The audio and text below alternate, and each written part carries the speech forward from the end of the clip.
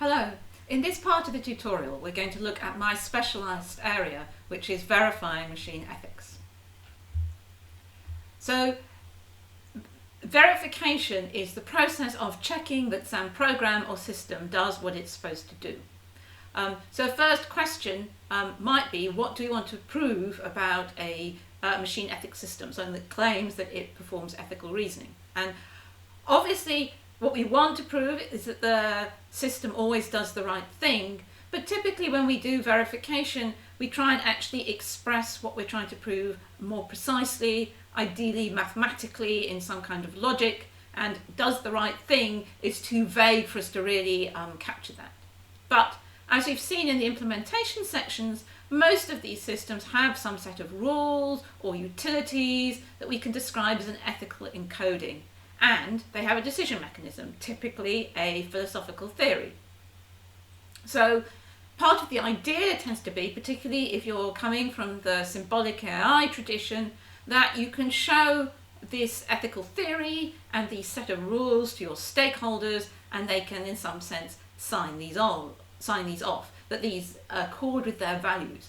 So actually, in a way, ideally this kind of stakeholder sign-off should be sufficient to verify our system, particularly if, as in lots of these symbolic AI approaches, you've got some kind of mathematical theorem proving system underneath. So all the results that come out of that are supposed to be correct. So this is an example of where this kind of stakeholder sign-off can potentially go wrong. So I actually managed to program this. This was part of joint work that I was doing with Michael Fisher at the University of Manchester, Felix Lindner, who was at Freiburg at the time, but he's now at Ulm, and Martin Mose-Benson. And what we were doing was looking at applying verification to their HERA system, which I've already talked about quite extensively in this tutorial.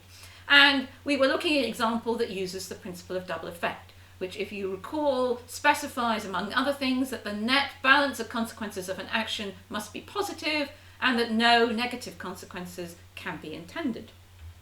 So this is the encoding I had of the ethics in their system.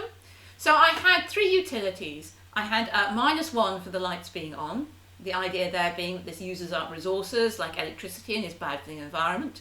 I had -1 for people leaving the house, and this was because it causes disruption and so on. And I had 10 for people being safe.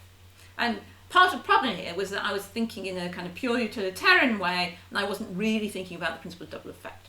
And then I had some mechanisms. So I said that if you turn the lights on, then they are going to be on. If the lights are on or it is daylight, then people can see. If I make an evacuation attempt and people can see, then the people will leave the house. The people will leave the house, or there's no danger in the house, means the people are safe. And if there's a fire, that means people in the house are in danger. And I also said, I actually automatically generated the intentions for this example, and I basically said that any consequence that was in the chain from the action I took through to the goal that I was after, for instance, that people are safe, was an intended consequence. So that meant in this example, if I tried to do an evacuation attempt, then people leaving the house was an intended consequence, and if it was nighttime, turning the lights on was also an intended consequence. And I spent a long time trying to work out why this system would not evacuate the house. Before I realised that it was functioning entirely correctly, I had set the utilities incorrectly if I was going to be using the principle of double effect. These negative utilities for turning the lights on and people leaving the house, because they were intended consequences, were preventing the system from thinking that an evacuation was permissible. So this was incorrect because I just wasn't kind of clearly aware enough of the ramifications of how I was expressing my values, and this has 5 rules and 3 utilities. So it's not even that I would be overloading a stakeholder with information if I gave them this system and asked if it actually captured their values. It can be quite easy for people just not really to realise how everything's going to interact. And that's why you might want some kind of verification, even if you have some kind of theorem proving based system deciding on permissibility of actions. So Having done quite a lot of this kind of thing, I think there are kind of three sort of properties that you might want to verify. One is to check that your underlying decision-making implementation is correct, that this theorem-proving system you're using, or argumentation system, or even if you've done some reinforcement learning, that the kind of policy you've ended up with, that's correct. And often what we can do is try and prove that the least worst option according to the theory is always the one that's chosen. And that's not too difficult. Once you know what your theory is, in a lot of theories that's not too difficult to express. In some theories it is quite tricky, but anything which has some kind of preference order, you can usually say that the least worst is the one that we're picking. There are what I call sanity checking properties. So there may be some overriding safety concerns. For instance, the house always gets evacuated in the case of a fire, or you may have legal constraints or societally agreed values, and you can express these specifically as properties and check that whatever the rest of your encoding is, these properties will always be obeyed. And then there's lastly what I call scenario probing, and that is you set up some kind of explicit case study where you've already decided what the ethically correct outcome is, whether that's through a gut feeling or actually looking at the ethical theory, and then you check that in that case study that is the choice that is made. There are lots of ways you can do verification. So I'm using this little transition diagram. So circles are representing states and we've got arrows between them, and you can imagine that this is some decision-making process or decision-making program. So in the program you can see we've got a starting point on this side, and we go along, and then there's a choice point. There's two ways you can go. If you take the bottom route, then there's some kind of bit of a looping thing, and so on. So we can do testing. That's what the first example is. And when you're testing, you set up an initial situation, and you take one path through the program, and you check that whatever property you're interested is obeyed on that path. And obviously what you normally do is have a number of different tests which will make you take various paths through the program, and there are various metrics you can use to try and make sure you've explored as much of the program state as possible.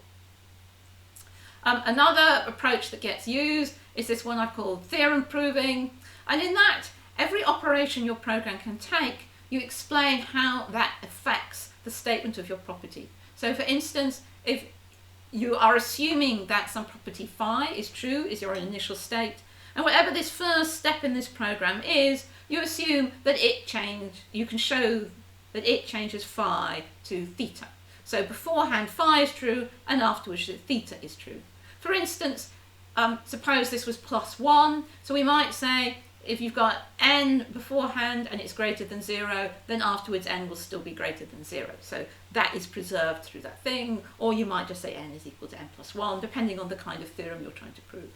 And you go all the way through the execution process of your program, showing that at each step, if you can assume something beforehand, then that gives you some property afterwards, and chaining these along until you get the end that you can show some property that you're interested in. Psi, in this case, is true.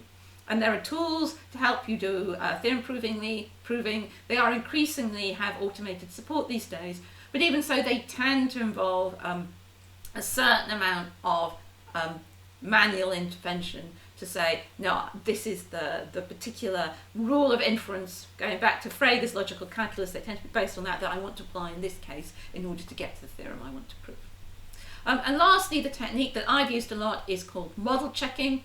And you can think of that, if you like, as exhaustive testing. But normally, in order to avoid the state space, you take an abstraction of the program. So you just look at the details that you think are particularly important, either for your property or in terms of the program execution, and you omit some states and branches. And so that lets you do a kind of exhaustive exploration. I actually use a system that does what's called program module checking, where we really do run through all executions of the program itself. And obviously, you have to do a little bit of setup to make sure that there aren't an infinite number of those, and there's some fancy techniques for how you handle loops and that kind of thing. So in particular, when we are model checking autonomous systems, and we have a framework for that, which we have outlined in this paper I've referenced here, what we tend to do is we assume that they are in a perceive, reason, act kind of loop. And what's more, we assume that we have a finite number of perceptions that come in as statements. So, for instance, the statement can be there is no obstacle, or it could be there is an obstacle. So they're kind of yes-no statements that are coming in. So these are somehow abstracted from your sensor data, but they work quite well often for the kind of ethical reasoning we're doing. So this is a very simple example. It's not involving ethical reasoning, but suppose you had a very simple system that's designed to stop if there is an obstacle and follow paths. So it has two rules. If you believe there's an obstacle, then stop. If you believe there is a path, then follow it. And therefore, the perceptions we're interested in is whether or not there's an obstacle and whether or not there's a path. And if we create all possible sets of those, then you've got no obstacle, no path, obstacle, no path, no obstacle, path, obstacle, path. These are the combination of perceptions that can come in. So what we do is we generate all those combinations, we see what the program does, we check it executes whatever action we think is necessary. If there are more steps than that, we loop round, and each time it does perceptions, we branch 4 ways, perform our reasoning, check our action. And that lets us handle this kind of interaction with the real world that you typically get in autonomous systems, and typically where you want to be applying ethical reasoning as well. So you just have to figure out what your sets of inputs are, and then you can turn the handle, and hopefully this thing will explore all states of the system. In the next part of this talk, I'm going to actually look at some specific examples of those kinds of properties you can prove of ethical reasoning systems, and discuss briefly how we've applied them in some specific situations.